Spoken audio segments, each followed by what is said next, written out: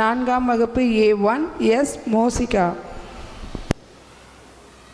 தேனே தேன் தமிழே என் அன்னையே என் முத்தமிழே உமக்கு என் முதல் வணக்கம், அவையோருக்கு என் மறு வணக்கம். நேர்மை என்பது ஒரு உயரிய அறமாகும். நேர்மையான வாழ்வே நமக்கு எப்போதும் சிறந்த வாழ்க்கையை அமைத்து தரும். நேர்மை குணம் அதிகமுள்ள மனிதர்கள் நன்மதிப்பையும் அன்பையும் பெற்றிருப்பார்கள். நேர்மையாக இருப்பவர்கள் ஏழ்மையாக இருந்தாலும் அவர்களது வாழ்க்கை சிறப்பாக இருக்கும். அவர்களிடம் பேரன்பும் உயரிய சிந்தனையும் நல்ல எண்ணங்கள் உடையவர்களாக இருப்பார்கள். ஒருவர் தன் வாழ்க்கையில் முன்னேற வேண்டும் என்ற மனநிலை இருந்தால் அவர்களிடம் நேர்மை என்ற ஒளி கட்டாயமாக இருக்க வேண்டும். நேர்மை என்ற விளக்கானது தன்னை மட்டும் வெளிச்சத்திற்கு கொண்டு வருவதில்லை, தன்னை சுற்றி உள்ளவர்களையும் வெளிப்படுத்தும். நேர்மை குணம் கொண்டவர்களை காலம் கடந்து போற்றலாம்.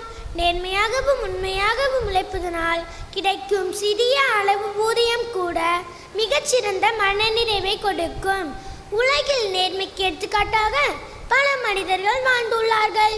மகாத்மா காந்தி, நேரு, டாக்டர் அம்பேத்கர், ஏபிஜே அப்துல் கலாம், சுவாமி விவேகானந்தர், காமராஜர் போன்றவர்களை கூறலாம்.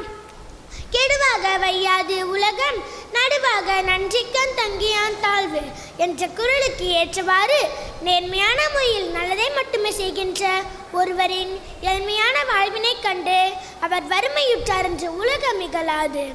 நேர்மை இல்லாதவரின் வாழ்க்கையானது இருட்டின் நிலை வாழும் வௌவாலின் வாழ்க்கைக்கு ஈடானது. இவ்வுலகில் அனைவரும் சமத்துவத்துடன் நேர்மையை கடைபிடித்தால் வாழ்வாங்கு வாழலாம்.